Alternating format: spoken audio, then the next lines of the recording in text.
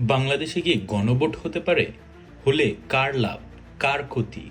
আর সবচেয়ে বড় প্রশ্ন, গণভোট হলে দেশের রাজনৈতিক ভবিষ্যৎ কোন দিকে যাবে? এটা শুধু নির্বাচনের হিসাব না, বরং রাষ্ট্রের ক্ষমতার ভারসাম্য পুরোপুরি বদলে যেতে পারে একটি সিদ্ধান্তেই। গণভোট মানে সরাসরি জনগণের সিদ্ধান্ত। পার্লামেন্ট নয়, দল নয়, সরাসরি জনগণ ভোট দিয়ে বলে দেবে একটি ইস্যুতে কি হবে। বাংলাদেশে গণভোট খুবই বিরল, কারণ এটি একটি জাতির মেজাজ, রাজনৈতিক ভারসাম্য এবং ভবিষ্যৎ দিক নির্দেশনাকে এক লাফে বদলে দিতে পারে। তাই আজ প্রশ্ন, যদি সত্যিই গণভোট হয়, ফলাফল কার জন্য সুবিধা বয়ে আনবে আর কার জন্য সবচেয়ে বড় ঝুঁকি তৈরি করবে? গণভোট হলে কার লাভ? এক, সরকার পক্ষের সম্ভাব্য লাভ। যদি সরকার মনে করে সংখ্যাগরিষ্ঠ জনগণ এখনো তাদের পাশে আছে, তাহলে গণভোট ব্যবহার হতে পারে নিজেদের জনসমর্থন প্রমাণের উপায় হিসেবে। জনগণের শক্তি দেখিয়ে অভ্যন্তরীণ আন্তর্জাতিক চাপ কমানো, বড় নীতি বা সিদ্ধান্ত নেয়ার জন্য ম্যান্ডেট পাওয়া, বিরোধী দলের উপর রাজনৈতিকভাবে চাপ সৃষ্টি করা।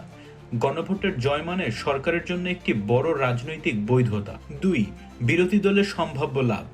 বিরোধী দল যদি মনে করে জনগণের মধ্যে সরকারের প্রতি অসন্তোষ বেশি, তাহলে গণভোট হতে পারে একটি শান্তিপূর্ণ গণ আন্দোলন প্রদর্শনের সুযোগ, জনমত পরীক্ষা করার সুযোগ, সরকারের নীতি চ্যালেঞ্জ করার পথ, দলীয় সমর্থন শক্তিশালী করার বড় প্ল্যাটফর্ম। গণভোটে হার মানে সরকারের প্রতি অবিশ্বাসের জনগণিক সিলমোহর। তিন, জনগণের লাভ। সাধারণ মানুষের জন্য সবচেয়ে বড় লাভ সরাসরি ক্ষমতা ব্যবহার। যে ইস্যুতে জনগণ সাধারণত সিদ্ধান্ত দিতে পারে না, সেই ইস্যুতে তারা সরাসরি বলবে হবে কি হবে না। সরকারের জবাবদিহিতা বাড়ে, বিরোধী দলও সংযত হয়, জাতীয় নীতি হয় জনগণের ভোটে নির্ধারিত। এটা একটি দেশের রাজনৈতিক সংস্কৃতি বদলে দিতে পারে। গণভোট হলে কার ক্ষতি? এক, সরকার ক্ষতিগ্রস্ত হতে পারে যদি গণভোটে না ভোট বেশি হয়।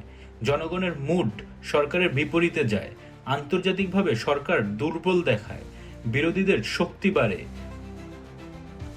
গণভোট হলো জাতীয় মাইলফলক। যদি এটা হয়, তাহলে বাংলাদেশের রাজনৈতিক ভবিষ্যৎ তিনভাবে বদলে যেতে পারে। যদি গণভোট নিয়ে তর্ক, সহিংসতা, অনিয়ম হয়, দলগুলোর সম্পর্ক আরও খারাপ হয়, দেশ দুই ভাগে ভাগ হওয়ার ঝুঁকি বাড়ে, অর্থনীতি রাজনৈতিক সংকটে পড়ে, জনগণের আস্থা কমে যায়। এই পথে দেশকে টেনে নিতে পারে দীর্ঘ অস্থিতিশীলতায়। গণভোট হলো একটি জাতীয় রায়, কিন্তু যদি সেই রায় মানা না হয় বা কেউ মানতে না চায়, তাহলে দুই পক্ষের মধ্যে বড় রাজনৈতিক সংঘর্ষ দেখা দিতে পারে। আইনগত অচলাবস্থা, নির্বাচন রাজনীতি দীর্ঘ সময়ের জন্য থেমে যাওয়া, আন্তর্জাতিক হস্তক্ষেপ বাড়া, এই পরিস্থিতি দেশকে বড় সংকটে ফেলে দিতে পারে। গণভোট ভালো যদি তা সুষ্ঠু হয়, স্বচ্ছ হয়, নিরপেক্ষ হয়, কিন্তু সবচেয়ে গুরুত্বপূর্ণ, গণভোট হলে বাংলাদেশের ভবিষ্যৎ কোন পথে যাবে তার সিদ্ধান্ত নেবে জনগণই। আপনার কি মনে হয় নিচে কমেন্ট করে জানাবেন। ধন্যবাদ।